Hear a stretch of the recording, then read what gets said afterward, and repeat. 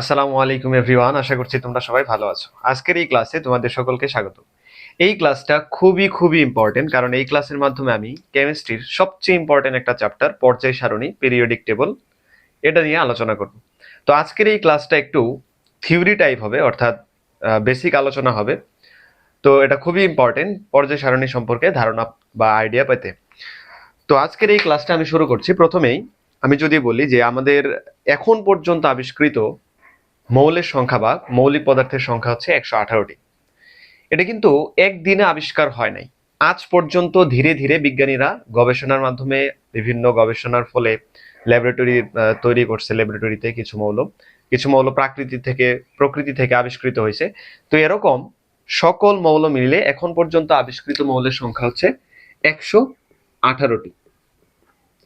তো আবিষ্কৃত মৌল সংখ্যা 118টি, এর মধ্যে 98টা আমরা প্রকৃতিতে পাচ্ছি, আর বাকি 20টি কোথায় পাচ্ছি? ল্যাবরেটরিতে তৈরি করা হয়েছে। তো এটা হচ্ছে 2016 সাল পর্যন্ত আবিষ্কৃত, অর্থাৎ এখন পর্যন্ত আবিষ্কৃত মৌলের পরে 2016 সাল পর্যন্ত আবিষ্কৃত মৌলের সংখ্যা হচ্ছে 118টি। এরপরে আর এখন পর্যন্ত কোনো মৌল আবিষ্কৃত হয়নি। তো এই 118টি মৌলকে সঠিকভাবে খুব সহজেই তাদের ধর্মাবলী, তাদের রাসায়নিক রিয়াকশনটা কেমন হবে, তাদের ক্যারেক্টার কেমন, তাদের ধর্মাবলী কেমন, তো এটা বোঝার জন্য বিজ্ঞানীরা অনেক গবেষণার ফলে একটা পর্যায় সারণী দিয়েছে। সেটা হচ্ছে কি আধুনিক পর্যায় সারণী বা মডার্ন পিরিয়ডিক টেবল।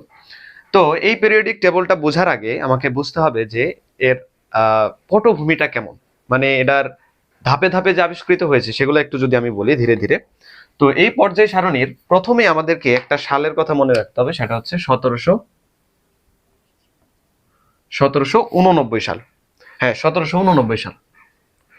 এই 1789 সালে বিজ্ঞানী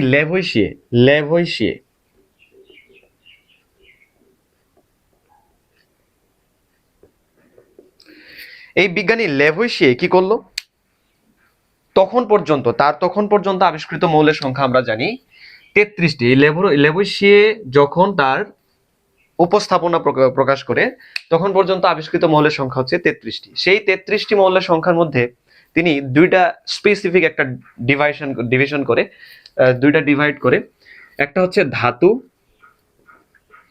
আর হচ্ছে অধাতু। তো তার তখন পর্যন্ত মানে 1789 সাল পর্যন্ত আবিষ্কৃত oxygen, nitrogen, hydrogen, phosphorus, mercury, zinc এরকম মৌলগুলোকে তিনি কি করলেন?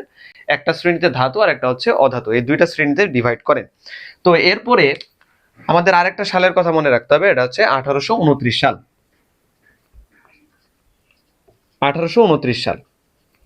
তো এই 1829 সালটাতে আসলো বিজ্ঞানী ডুবে রাইনার।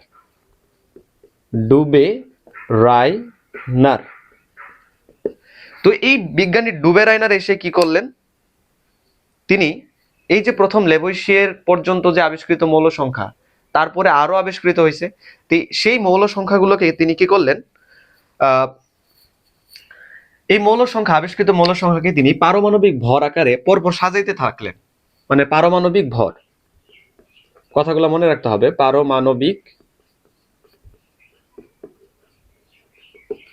পারমাণবিক ভর অনুসারে তিনি মৌলগুলোকে পরপর সাজাইতে থাকলেন, এবং তিনি একটা স্পেসিফিক পয়েন্টে যে লক্ষ্য করলেন যে প্রথম মানে দ্বিতীয় মৌলের, এই যে পরবর্তী 3টা করে মৌল সাজাইছেন, তো দ্বিতীয় মৌলের পারমাণবিক ভর প্রথম এবং তৃতীয় মৌলের পারমাণবিক ভরের সমষ্টির অর্ধেক, অর্থাৎ গাণিতিক গড়ের সমান। তো আমি যদি একটু বলি, কি বলছে তিনি? এইভাবে সাজাইলো এ বি সি, এটার পারমাণবিক ভর আর এটার পারমাণবিক ভরের গাণিতিক গড়ের সমান বা খুব কাছাকাছি, তার খুব কাছাকাছি। তিনি একইভাবে মানে এই সূত্রটা উপস্থাপন করেন ত্রয়ী সূত্র হিসেবে। তার মানে এমসিকিউতে আসতে পারে যে বিজ্ঞানী ডুবে রাইনার কি সূত্র আবিষ্কার করেন? ত্রয়ী সূত্র। এবং ত্রয়ী সূত্রটা যদি আমি একটু বলি যে বিজ্ঞানী ডুবে রাইনার তখন পর্যন্ত আবিষ্কৃত মৌলগুলোকে নিয়ে তিনি তাদের পারমাণবিক ভর অনুসারে পরপর 3টি করে মৌল সাজান, এবং তিনি লক্ষ্য করেন দ্বিতীয় মৌলের পারমাণবিক ভর প্রথম এবং তৃতীয় মৌলের পারমাণবিক ভরের গাণিতিক গড়ের সমান বা তার কাছাকাছি। তো আমি যদি মৌলগুলোকে একটু লিখি, যেমন ক্লোরিন, ব্রোমিন এবং আয়োডিন, এই তিনটা মৌলকে যদি আমি একটু স্পেসিফিকলি ধরি, যেমন ক্লোরিন, এখানে একটু দেখি ক্লোরিনের অবস্থানটা। এটা হচ্ছে ক্লোরিন। ক্লোরিন কত? 17 নাম্বার পারমাণবিক সংখ্যা এবং এর ভর হচ্ছে 35.5। অর্থাৎ আমি যদি বলি 35.5। আর এটার কত? আয়োডিন। এবার আমি আয়োডিনে যাচ্ছি। আয়োডিন কত? আয়োডিন হচ্ছে 127 ধরা চলে আর কি, 127। হ্যাঁ। আর এখন ব্রোমিনটা হওয়ার কথা কত আমি একটু দেখি, যদি ত্রয়ী সূত্র অনুসারে একটু কল্পনা করি, তাহলে হওয়ার কথা 35.5 প্লাস 127 ডিভাইডেড বাই 2। তো এটা আমার আসার কথা 81.85। তো দেখি ব্রোমিনটা এই যে একদম কাছাকাছি, প্রায় 80-র কাছাকাছি। এই ব্রোমিনটা আমরা এখন 81 বা 80 কল্পনা করতে পারি। এখানে 79 দেওয়া আছে, মানে 80 এরকম। তো আমরা কি দেখলাম যে ডুবেরানের ত্রয়ী সূত্র অনুসারে, ত্রয়ী সূত্রটা কেমন? যদি মৌলগুলোকে পরপর তাদের পারমাণবিক ভর অনুসারে সাজাই, তাহলে দ্বিতীয় মৌলের পারমাণবিক ভর প্রথম এবং তৃতীয় মৌলের পারমাণবিক ভরের গাণিতিক গড়ের সমান। এটা বাদ দিয়ে আমরা কিন্তু আরেকটা উদাহরণ নিতে পারি, যেমন লিথিয়াম, সোডিয়াম এবং পটাশিয়াম। এই লিথিয়াম, সোডিয়াম, পটাশিয়াম এটাও কিন্তু ডুবেরানের ত্রয়ী সূত্র মেনে চলে। দেখো, লিথিয়াম, সোডিয়াম এবং পটাশিয়াম। লিথিয়ামের পারমাণবিক ভর কত? লিথিয়ামের পারমাণবিক ভর হচ্ছে 6.9, অর্থাৎ 7 ধরলাম। আর সোডিয়ামটা আমরা পরে বের করছি। এবং পটাশিয়ামটা কত? পটাশিয়াম 40 বা 39। আচ্ছা, 39। এখন এই দুটাকে যদি আমি একটু যোগ করি, 39 প্লাস 7, 46 ডিভাইডেড বাই 2, এটা আসার কথা 23। তাহলে সোডিয়ামের পারমাণবিক ভর কত? 23, এই যে 22.99, তার মানে 23। তার মানে ডুবেরাইনারের যে ত্রয়ী সূত্রটা দিছিল সেটাও কিন্তু ঠিকই ছিল। কিন্তু একটা জিনিস আমরা দেখি, তার এই সূত্রটা সবসময় অ্যাপ্লিকেবল ছিল না, কিছু একটা ত্রুটি ছিল। এরপরে আরো আবিষ্কারের ফলে আমরা যদি একটু সামনের দিকে আগাই, তাহলে 1864 সালের কথা যদি বলি,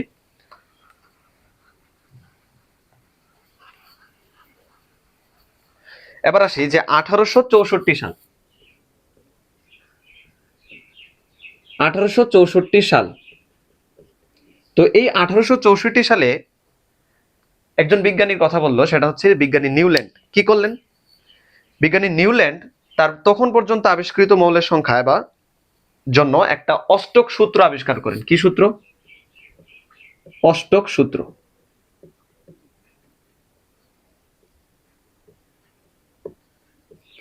তো এই অষ্টক সূত্রর ডেফিনেশনটা এমন যে মৌলসমূহকে যদি তাদের পারমাণবিক ভরের ছোট থেকে বড় অনুযায়ী সাজানো যায়, তাহলে তবে যে কোনো একটি মৌলের ধর্ম তার অষ্টম মৌলের ধর্মের সমান হয়ে যায়, ধর্মের সাথে মিলে যায়। আমি বলি আবার, যদি মৌলসমূহকে তাদের পারমাণবিক ভর অনুসারে পরপর সাজানো যায়, তাহলে প্রথম মৌল তার অষ্টম মৌলের ধর্মের সাথে মিলে যায়। তো আমি যদি একটু এইদিকে একটু ধরি, যেমন লিথিয়ামকে আমি পিক করলাম, ধরি লিথিয়াম। তাহলে লিথিয়ামের এই অষ্টক সূত্র অনুসারে লিথিয়ামের সাথে একটা ধর্মের মিল রেখে অষ্টম একটা মৌল আমাকে দেখাইতে হবে, যেটা কি অষ্টক সূত্র মেনে চলে। তো দেখি লিথিয়াম, এখন 8 নম্বর মৌল হিসাব করবো। 1, 2, 3, 4, 5, 6, 7, 8। এই যে লিথিয়ামের পরেই আসে সোডিয়াম, একই গ্রুপের। আমরা একটু পরেই জানবো যে একই গ্রুপে থাকলে তাদের ধর্ম সেমই হয় বা প্রায় সেম হয়, মানে একই গ্রুপের মৌলসমূহের মধ্যে ধর্মগুলা একই। তাহলে এই অষ্টক সূত্রটাও ঠিক ছিল। তো এবার আমরা যদি বলি যে এরপরে আরেকজন বিজ্ঞানী আসলো, সেটা হচ্ছে 1869 সাল।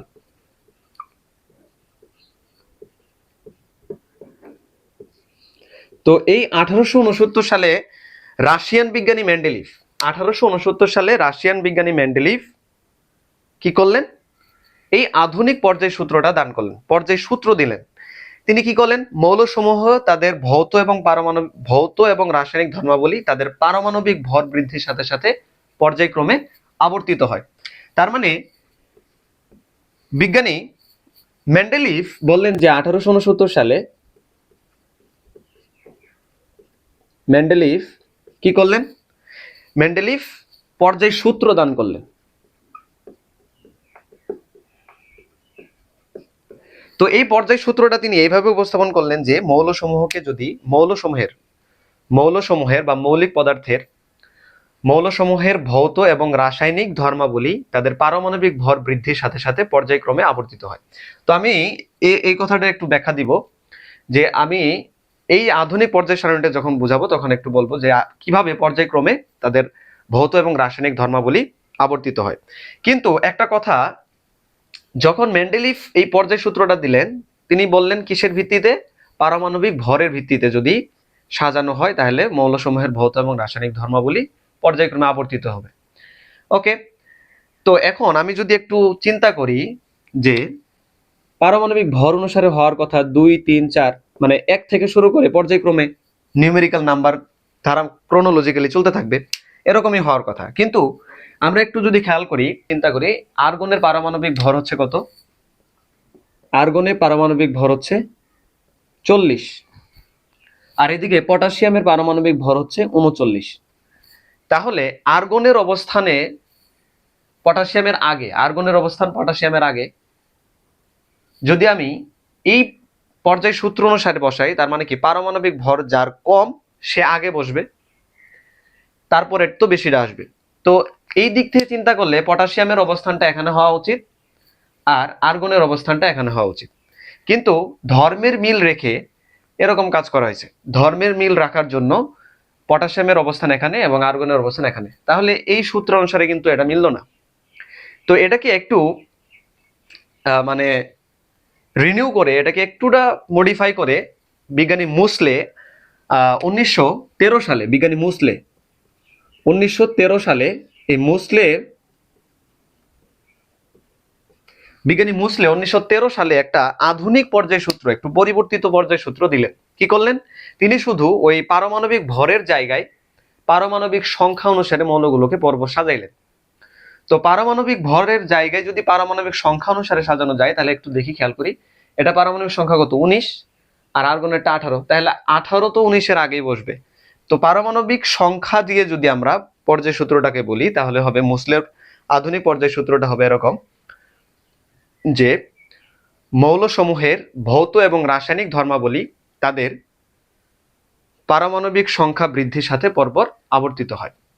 তো এই যে মেন্ডেলিভের 1869 সাল পর্যন্ত আবিষ্কৃত সেই সকল মৌলগুলোকে তিনি 12টা আনুভূমিক সারি এবং 8টা খাড়া কলাম এ বিভক্ত করেন। তখন পর্যন্ত আবিষ্কৃত মৌলের সংখ্যা ছিল 63টি।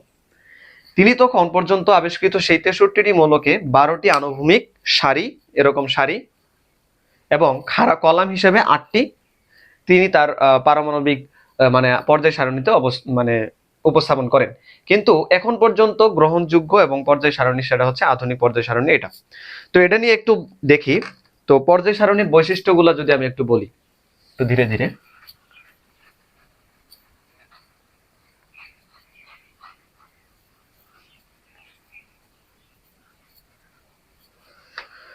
তো এই পর্যায় সারণীর বৈশিষ্ট্যটা হচ্ছে যে পর্যায় সারণীটি কিভাবে গঠন করা হয়েছে।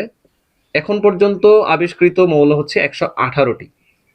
তো এই 118টি মৌলকে এই আধুনিক পর্যায় সারণী থেকে গ্রুপ করা হয়েছে 18টি। গ্রুপ হচ্ছে 18টি, আর পিরিয়ড পর্যায় হচ্ছে 60টি। তার মানে 18টি গ্রুপ এবং 60টি পর্যায়ের মাধ্যমেই 118টি মৌলের অবস্থান এখানে দেখানো হয়েছে, আধুনিক পর্যায় সারণীটি গঠিত। এর মধ্যে প্রথম মানে পিরিয়ড নাম্বার 1 পর্যায়, আমি যদি বলি গ্রুপগুলোকে যদি আমি একটু আইডেন্টিফাই করে দিই তাহলে এটা হচ্ছে গ্রুপ 1, এটা হচ্ছে গ্রুপ 2, গ্রুপ 3, এরকম পর্যায়ক্রমে 13, 14, 15, 16, 17 এবং গ্রুপ 18। তো এখন যদি আমি পর্যায়গুলো বলি, এইদিকে বাম থেকে ডানে এরকম পর্যায়। তো পর্যায়গুলো কয়টা? 1 নম্বর পর্যায়, 2, 3, 4, 5, 6, 7, এই 7টা পর্যায়। তো এখন যদি আমি বলি এই গ্রুপ 1 নম্বরে মৌল সংখ্যা কয়টা? গ্রুপ 1, এই গ্রুপ 1-এ মৌল কয়টা? গ্রুপ 1-এ মৌল হচ্ছে 60টা। গ্রুপ 1-এ মৌল 60টা।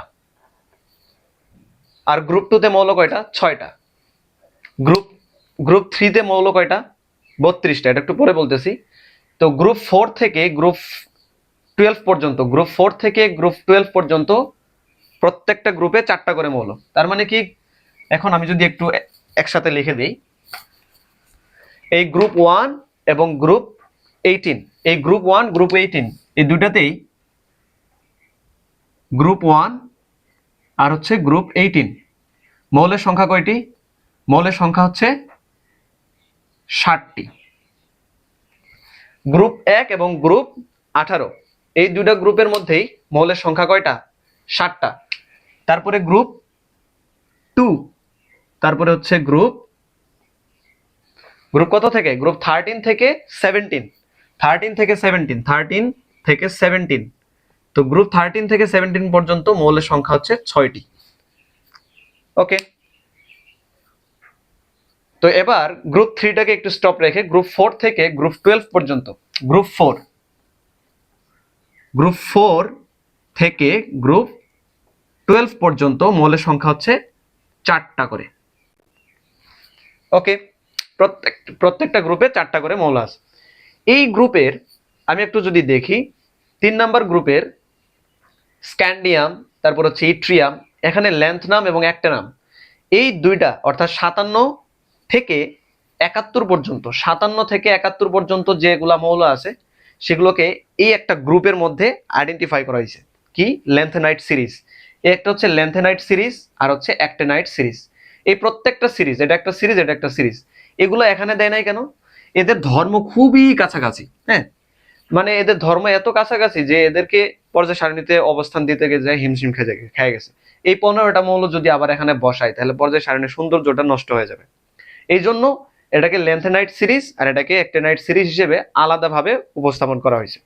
তো এখন যদি এখানে হিসাব করি তাহলে এখানে আছে 15টা, এখানে আছে 15টা, অর্থাৎ ল্যান্থেনাইট সিরিজে 15টা মৌল, অ্যাক্টিনাইট সিরিজে 15টা মৌল। তাহলে কত হইলো? 30টা। আর এখানে আছে কয়টা? 2টা। তাহলে কয়টা হইলো? গ্রুপ 3-তে মৌলের সংখ্যা 32টা। তাহলে একটু হিসাব করি, এখানে 2টা গ্রুপে আছে 7 দোকানে 14টা, আর এখানে কয়টা আছে? 13, 14, 15, 16, 17, 18, 19, 20, সরি 13, 14, 15, 16, 17, 5টা। তাহলে এখানে আসবে কত?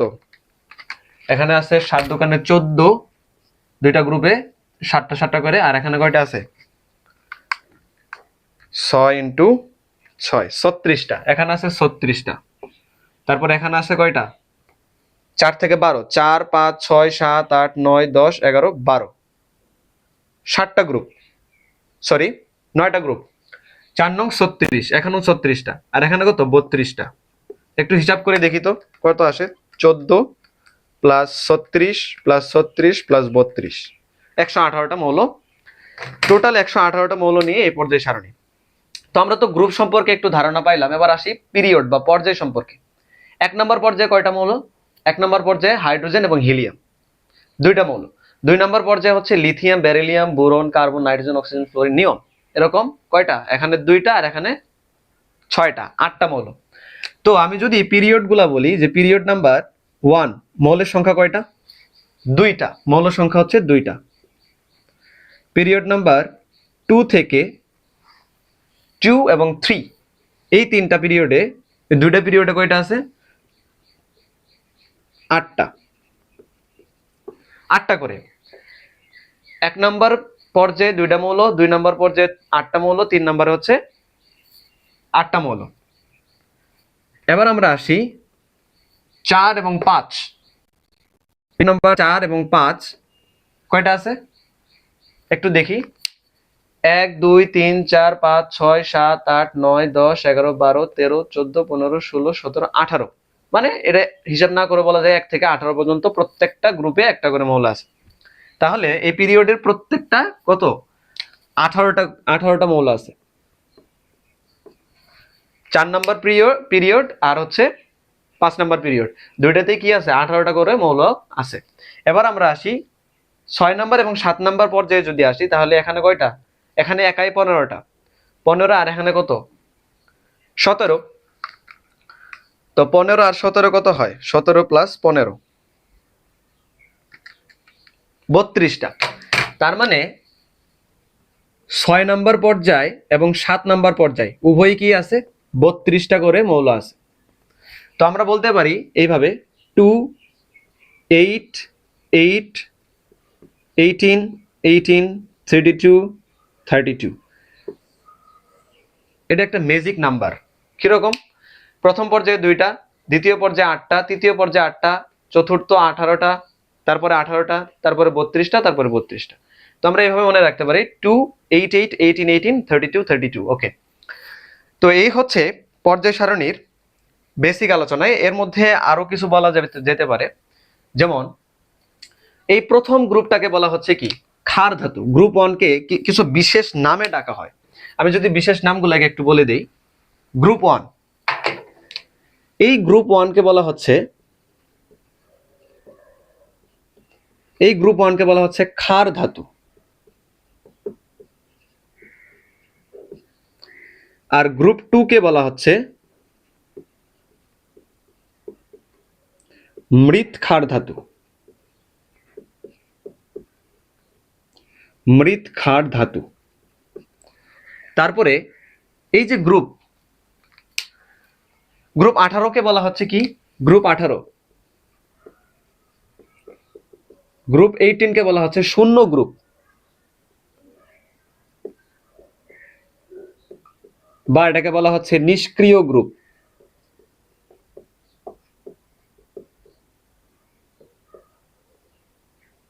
নিষ্ক্রিয় গ্রুপ। এবার আসি গ্রুপ 17। গ্রুপ 17 কে বলা হচ্ছে হ্যালোজেন। গ্রুপ 17 কে বলা হচ্ছে হ্যালোজেন। গ্রুপ 16 কে কি বলা হবে, গ্রুপ 16 কে বলা হয় চ্যালকোজেন।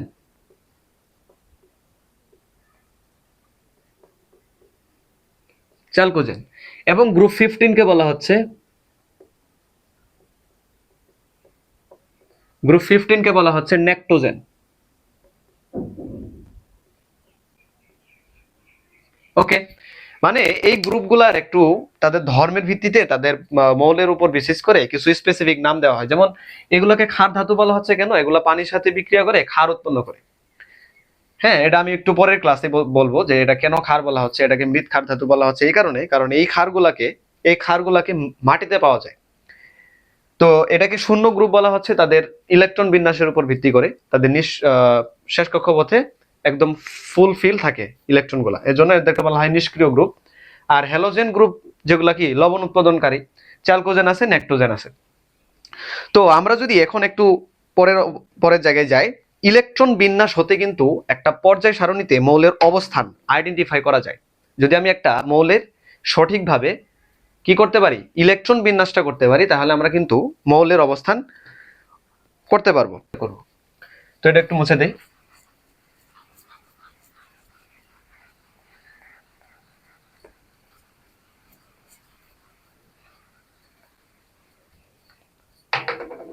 যেমন আমরা একটা মৌল নিলাম, প্রথমে আমি যদি একটু গ্রুপ আইডেন্টিফাই করি, মানে সরি পর্যায় নাম্বার যদি আইডেন্টিফাই করি, যে একটা মৌল স্পেসিফিকলি একটা মৌল কত নাম্বার পর্যায়ে আছে সেটা বের করব। তো তো পর্যায় নাম্বার যদি আমি বের করতে চাই, তাহলে আমার সূত্রটা হবে কি, প্রধান কি বলবো, প্রধান শক্তি স্তরের নাম্বার, সর্বশেষ কক্ষপথে কোনো একটা মৌলের ইলেকট্রন বিন্যাসের সর্বশেষ কক্ষপথের প্রধান কোয়ান্টাম সংখ্যার বা প্রধান শক্তি স্তরের নাম্বারই হচ্ছে সেই মৌলের পর্যায় নাম্বার।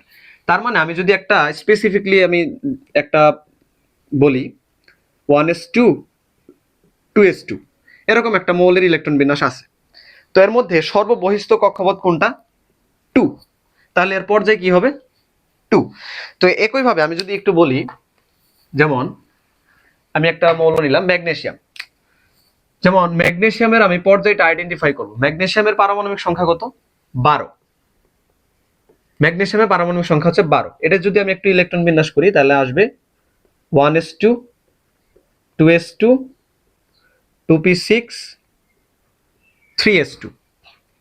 একটু দেখি, 2 2 4, 4 আর 6 10, 10 আর 2 হচ্ছে 12। তো এটা হচ্ছে ম্যাগনেসিয়ামের ইলেকট্রন বিন্যাস। আচ্ছা, প্রথম কক্ষপথ, দ্বিতীয় কক্ষপথ, তৃতীয় কক্ষপথ। তার মানে ম্যাগনেসিয়ামের ইলেকট্রন বিন্যাসটা যদি আমি একটু কক্ষপথ আকারে বলি, তাহলে প্রথমে আছে 2টা, তারপরে আছে কয়টা? 10টা। 10টা হয়ে গেল, আর কত? 2টা। ওকে, এটা হচ্ছে ম্যাগনেসিয়াম। তো ম্যাগনেসিয়ামের প্রথম কক্ষপথ এটা, দ্বিতীয় কক্ষপথ এটা, এটা তৃতীয় কক্ষপথ। সর্ববহিস্থ কক্ষপথ নাম্বারই হচ্ছে তার পর্যায় নাম্বার। তাহলে এখন আমরা দেখি ম্যাগনেসিয়ামের পর্যায় নাম্বার কত। ম্যাগনেসিয়ামের পর্যায়, তাহলে পর্যায় কত? পর্যায় হচ্ছে কত? 3। তো এখন দেখি ম্যাগনেসিয়াম আসলে কি 3 নাম্বার পর্যায়ে আছে? 1 নাম্বার, 2 নাম্বার, 3 নাম্বার, এই 3 নাম্বার পর্যায়ে আছে না? ওকে, তো ম্যাগনেসিয়ামের আমি পর্যায়টা আইডেন্টিফাই করতে পারছি। যে কোনো মৌলের ক্ষেত্রে যদি আমি একটু ইলেকট্রন বিন্যাস করি, যেমন কার্বনের ক্ষেত্রে যদি আমি বলি, কার্বন 6, তো এটাকে কত হবে? 1s2 2s2 2p2। কত নম্বর পর্যায়ে আছে? পর্যায় নাম্বার কত? প্রধান কোয়ান্টাম সংখ্যার নাম্বার, অর্থাৎ এটাকে বলা যেতে পারে প্রধান কক্ষপথ। সর্বশেষ কক্ষপথের নাম্বার কত? 2। তাহলে এর পর্যায়টা কত হবে? 2 নাম্বার পর্যায়ে। দেখি 2 নাম্বার পর্যায়ে একটু হাঁটি, এই যে বোরন, তারপরে হচ্ছে কার্বন। ওকে, এইভাবে কিন্তু আমরা খুব সহজেই পর্যায় নাম্বার বের করতে পারি। যেমন ক্যালসিয়ামের ক্ষেত্রেও কিন্তু আমরা বের করতে পারবো একইভাবে। হ্যাঁ, একইভাবে সোডিয়ামের ক্ষেত্রে যদি আমরা বের করি, তাও বের করতে পারবো। এটা একটু বাড়ি কাজ করে নিবা। তো এবার আমরা যদি গ্রুপ আইডেন্টিফাই করি, গ্রুপ নির্ণয়। এই গ্রুপ নির্ণয়ের ক্ষেত্রে আমাকে কয়েকটা স্টেপে বলতে হবে। যেমন আমি যদি বলি যে ইলেকট্রন বিন্যাসের সর্বশেষ ইলেকট্রনটা যদি এস অরবিটালে যায়, সর্বশেষ ইলেকট্রনটা যদি এস অরবিটালে যায়, তাহলে সেই মানে এস অরবিটালের ইলেকট্রন নাম্বারই হবে কি হবে? তার গ্রুপ নাম্বার। কি বলছি? কোনো মৌলের ইলেকট্রন বিন্যাসের সর্বশেষ ইলেকট্রনটা যদি এস অরবিটালে থাকে এবং সেই এস অরবিটালের ইলেকট্রন সংখ্যাই হবে কি? সেই মৌলের গ্রুপ নাম্বার।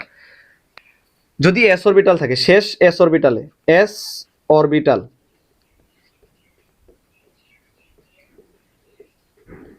এস অরবিটালের মোট ইলেকট্রন সংখ্যায় গ্রুপ নম্বর।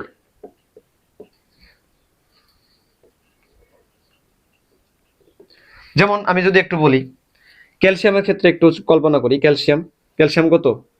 20।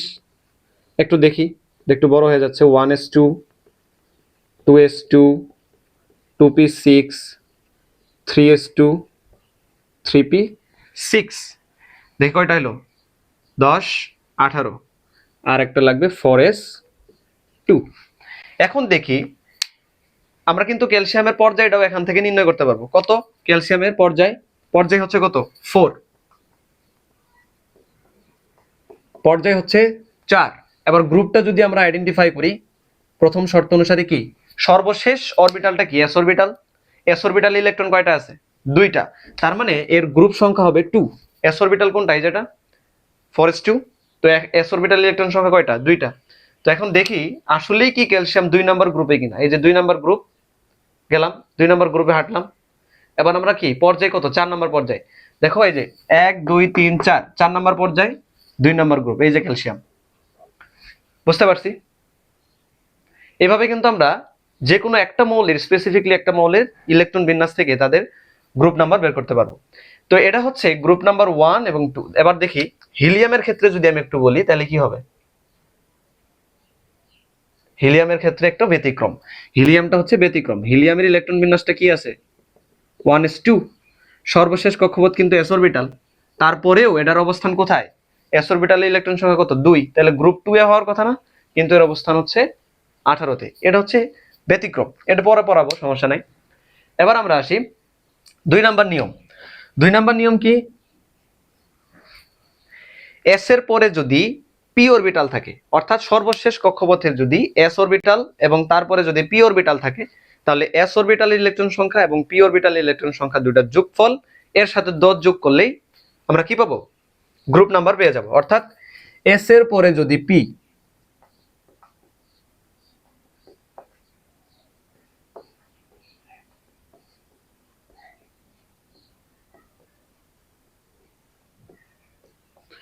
এস এর পরে পি অরবিটাল থাকলে তাহলে আমরা এস অরবিটালে ইলেকট্রন সংখ্যা যোগ করব, পি অরবিটালে ইলেকট্রন সংখ্যা যোগ করব, তার সাথে 10 যোগ করলে আমরা কি পাবো?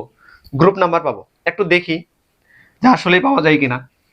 কার্বনের ক্ষেত্রে একটু চিন্তা করি। কার্বন হচ্ছে কত? 6, কত? 1s2 2s2 2p2। একটু দেখি যে শেষ কক্ষপথ কত? 2। তো এর মধ্যে অরবিটাল কি আছে? 2s এবং 2p। তো এস অরবিটাল এবং পি অরবিটাল আছে, এস এর পরেই পি অরবিটাল। তাহলে এস অরবিটাল ইলেকট্রন সংখ্যা কয়টা? 2টা। পি অরবিটাল ইলেকট্রন সংখ্যাও 2টা। তো এর সাথে 10 যোগ করলে আমরা গ্রুপ নাম্বার পাচ্ছি। কত হয়? 2 + 2 কত? 4, 4 আর 10 14। তো গ্রুপ নাম্বার কত? 14। এখন আমরা দেখি এর পিরিয়ডটা কত। সর্বশেষ প্রধান কোয়ান্টাম সংখ্যার মানে কত? তার পিরিয়ড। তো এখান থেকে পর্যায় পাচ্ছি কত? পর্যায় পাচ্ছি 2 নাম্বার পর্যায়ে। আর গ্রুপ পাচ্ছি কত? গ্রুপ হচ্ছে 14। এখন আমি একটু খুঁজবো 2 নাম্বার পর্যায়ে হাঁটি এবং 14 নাম্বার গ্রুপে দেখি। এই যে 14 নাম্বার গ্রুপ আর 2 নাম্বার পর্যায়ে এই যে কার্বন। তার মানে ইলেকট্রন বিন্যাসই পর্যায় সারণীর মূল ভিত্তি। ইলেকট্রন বিন্যাস যদি আমি জানি তাহলে ইলেকট্রন বিন্যাসের মাধ্যমেই কিন্তু আমি একটা মৌলের অবস্থান আইডেন্টিফাই করতে পারবো। এখন কথা হচ্ছে যদি এস অরবিটাল হয় সর্বশেষ এবং তার আগে যদি ডি অরবিটাল থাকে, কি বললাম? সর্বশেষ অরবিটালটা এস এবং তার আগে ইমিডিয়েট আগের অরবিটাল যদি ডি অরবিটাল হয় তাহলে তার গ্রুপ আইডেন্টিফিকেশনটা কেমন হবে একটু দেখি। এটা হচ্ছে 3 নাম্বার রুলসটা যদি আমি বলি, সর্বশেষ এস এবং তার আগে ডি, তার মানে প্রথমে ডি অরবিটাল তারপরে এস অরবিটাল থাকবে।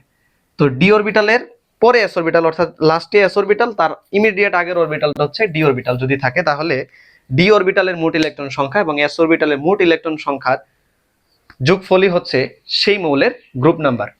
তো এখন আমি যদি একটু বলি যে ফেরাস 26, এটাকে যদি আমি একটু ইলেকট্রন বিন্যাস করি তাহলে আসবে কত? 1s2 2s2 2p6 3s2 3p6 3d এবং 4s2 3d কত? 6। একটু হিসাব করে দেখি। এখানে 10টা, এখানে 8 আর 2 10, 10 আর 2 10 আর 6 হচ্ছে 16, 16 আর 10 26। তো এখান থেকে প্রথম কক্ষপথ, এটা দ্বিতীয় কক্ষপথ, এটা তৃতীয় কক্ষপথ, এটা চতুর্থ কক্ষপথ। তার মানে এর সর্বশেষ কক্ষপথ নাম্বার কত? চতুর্থ। তার মানে এর পর্যায় কত? পর্যায় হবে 4। এবার যদি আমি গ্রুপটা বলি যে ফেরাসের গ্রুপটা কেমন হবে, এই গ্রুপটা কেমন হবে? এস অরবিটাল আছে লাস্টে, তার ইমিডিয়েট আগের অরবিটালটা কি? D orbital. তাহলে ডি অরবিটালে ইলেকট্রন সংখ্যা কত? 6। ডি অরবিটালে ইলেকট্রন সংখ্যা 6 আর এস অরবিটালে ইলেকট্রন সংখ্যা কত? 2। এই দুটার যোগফল কত আসবে? 8। তার মানে এই আয়রনের পারমাণবিক সংখ্যা 26 এবং তার গ্রুপটা হচ্ছে কত? 8 নাম্বার গ্রুপ। এই যে গ্রুপ 8 নাম্বার গ্রুপ এবং তার পর্যায়টা কি? 4 নাম্বার পর্যায়ে 8 নাম্বার গ্রুপ। দেখি একটু 1 2 3 4, এই যে 4 নাম্বার পর্যায়ে। আবার কি? এই যে গ্রুপ 1 2 3 4 5 6 7 8, 8 নাম্বার গ্রুপ। তার মানে 8 নাম্বার গ্রুপ এবং 4 নাম্বার পর্যায়ের মৌল হচ্ছে ফেরাস।